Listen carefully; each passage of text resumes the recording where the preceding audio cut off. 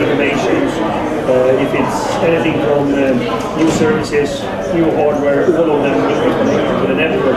And what we really wanted to talk about is that we are focusing pretty much on our side to see that the networks can support whatever innovation they will have. And hopefully they will understand that they need to search for technology in order to understand what they can do. Because the gadget as such, if it's connected, will not perform as they want if they don't understand technology and will be working in the network. So I think that is the whole idea why we're here. I think that's the idea why we were invited.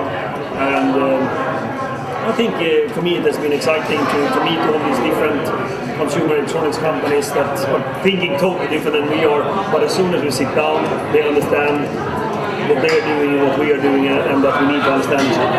I think that's sort of the feeling I get.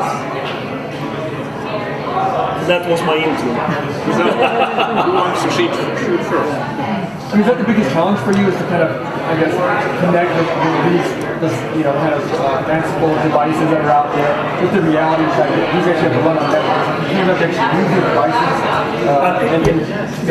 I think the most complex is that over time, as we've already seen in some markets, with the new innovation, all type of devices coming into the network, all of them are different and need different provisioning and need to be attended differently. I mean, just think about the screen size of all different devices.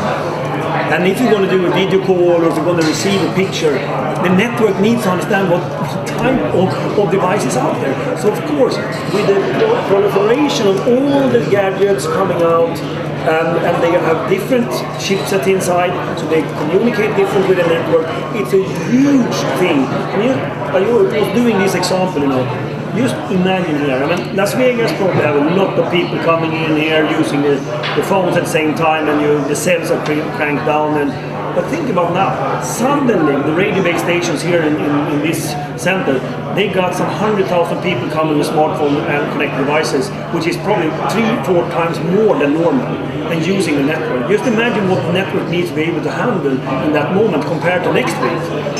And all of that, of course, you need to think about using the spectrum in the right way, technology-wise, using the radio base stations in the smartest way, using the radio waves in the smartest way. Are you going to give out less speed to all and everybody gets? Or should you give same speed to all and then some will not get any connection at all? I mean, and that is, the whole network has to be so bloody intelligent in the future, and we're just in the beginning of it. And that's where we are spending a main part of our $5 billion in R&D, is to see that technically, automatically, we will be able to do this in a network for the operators, so they handle all this happening, even knowing that you have access to only Facebook and you have full access to the internet. That we need to handle.